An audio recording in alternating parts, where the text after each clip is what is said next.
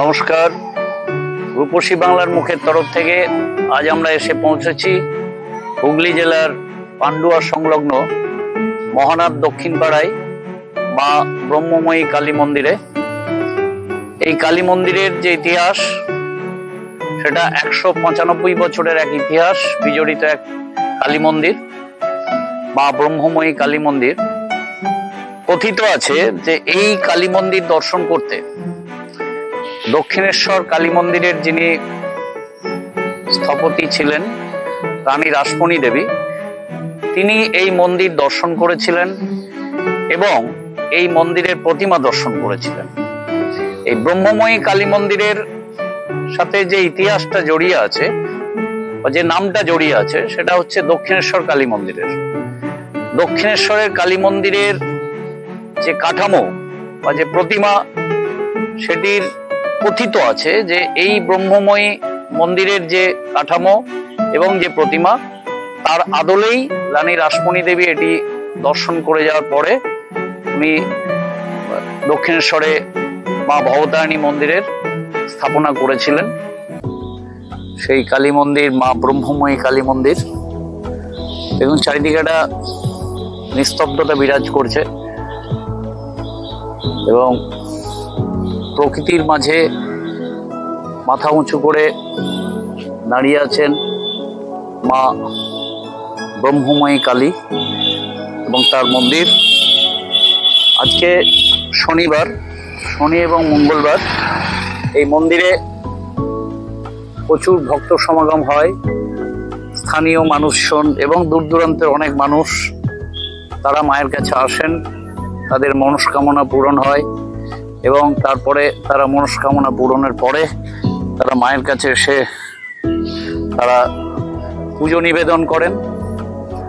আমরাও রূপসী বাংলার মুখের তরফ থেকে আজ এখানে এসে উপস্থিত হয়েছি।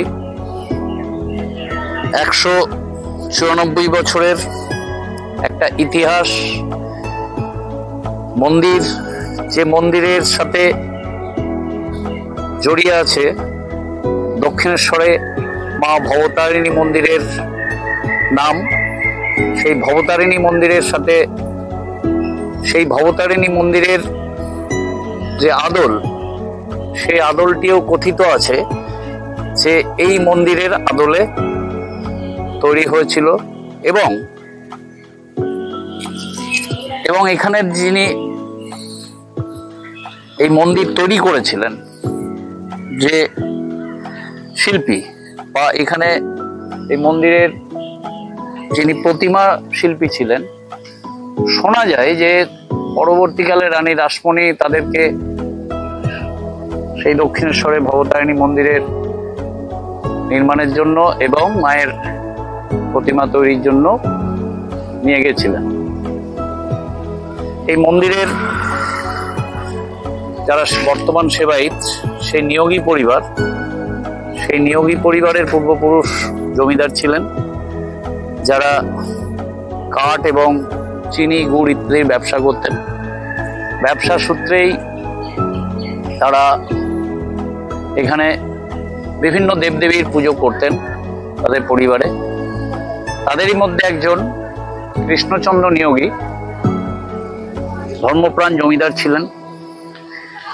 তার মনে হয়েছিল যে প্রতিটি পুজোর পরেই তো দেবদেবীরা বিসর্জন হয়ে যান, তো সারা বছর তো মাকে দর্শন করা যায় না।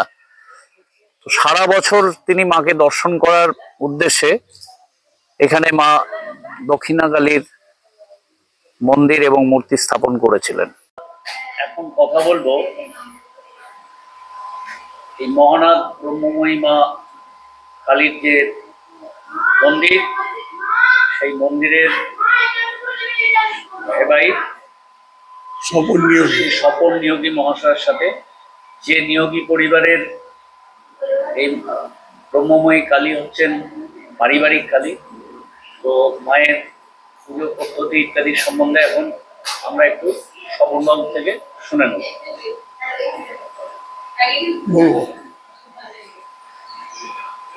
আপনার এই মন্দিরের প্রতিষ্ঠাতা হচ্ছে কৃষ্ণচন্দ্র নিয়োগী, তৎকালীন জমিদার। বাড়িতে তিনি দুর্গা পুজো, জগদ্ধাত্রী পুজো, মহালক্ষ্মী পুজো সব পুজো হতো এবং ব্যবসাও করতো। কিন্তু তখন এই কালী মন্দির ছিল না। তখন মাকে স্বপ্ন দিল যে তোর সব মৃত্যু করছিস, আমার পুজো কর। মায়ের স্বপ্ন পেয়ে আপনার 1830 মানে বাংলার 1236 সালে ঠিক করেন যে এই মন্দিরটা প্রতিষ্ঠা হলো।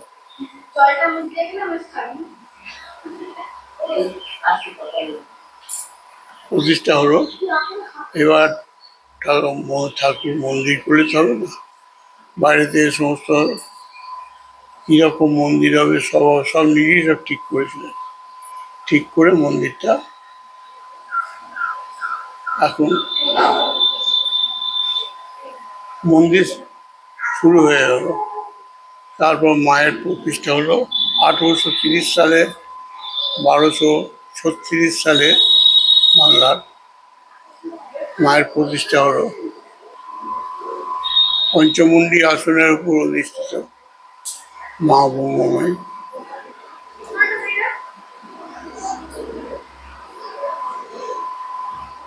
তারপর আপনার এবার মন্দির পরিচালনা করতে গেলে, ঠাকুর চালাতে গেলে তার খরচ আছে, জমি জায়গা সব, মায়ের খাওয়ার সমস্ত ব্যবস্থা তৎকালীন জমিদার সব করে দিয়ে গেছিলেন।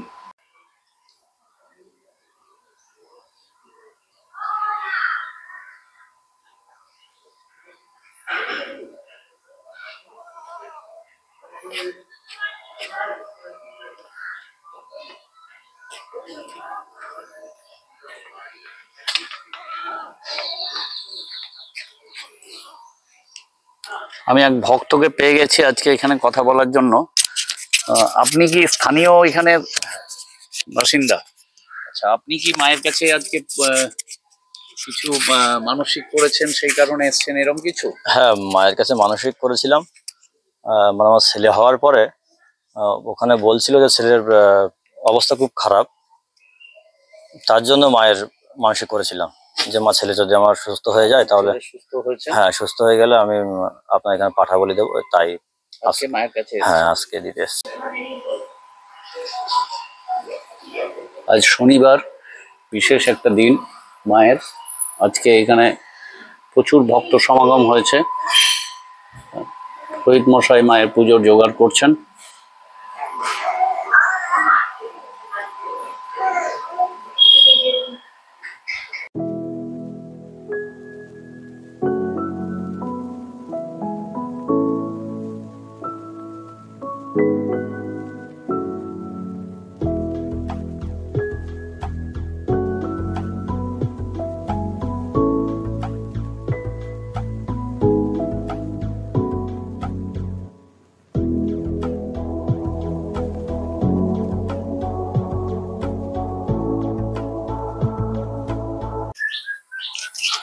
নমস্কার, বলুন।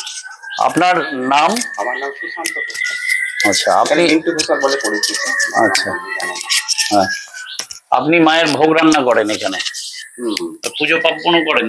হ্যাঁ, পুজো পার্বণও করি। মানে এখানে মায়ের পুজোর যে আপনি দায়িত্বে আছেন? না, আমাদের এখানে 3 জন রানিং পুরোহিত আছে, আর একজন বিশেষ রটন্তি বা অমাবস্যা তিথি আসে। এবার কারোর যখন কোনো অসুবিধা হয় ওরটাও করে দেয়, তারটা চা করে দেয়। আমরা মায়ের ভোগ এখানে আপনি রান্না করছেন আজকে? আজকে আমি করছি। কি ভোগ হয় মায়ের এখানে? খিচুড়ি ভোগ। খিচুড়ি ভোগ হয় মাকে। খিচুড়ি ভোগের সাথে আর কি নিবেদন করা হয়? আর কিছু শুধু খিচুড়ি ভোগ প্রসাদ হিসাবে মাকে নিবেদন করা হয়।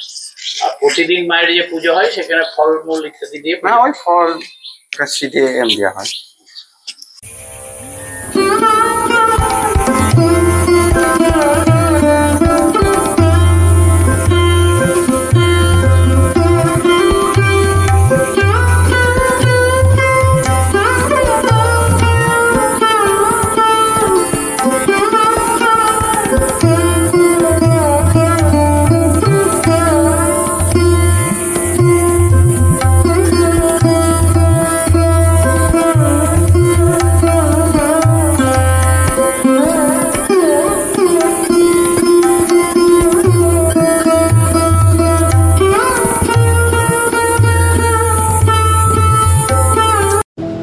আমাদের আজকের এই পরিক্রমা যদি আপনাদের ভালো লেগে থাকে, পান্ডুয়ার মহানাথ দক্ষিণপাড়ায় মা ব্রহ্মময়ীর কালিকার যে মন্দির আমরা আপনাদের সামনে তুলে ধরলাম রূপসী বাংলার তরফ থেকে, সেই প্রতিবেদন যদি আপনাদের ভালো লেগে থাকে দয়া করে আমাদেরকে অনুপ্রাণিত করার জন্য আমাদের চ্যানেলটিকে লাইক, কমেন্ট, শেয়ার এবং সাবস্ক্রাইব করবেন।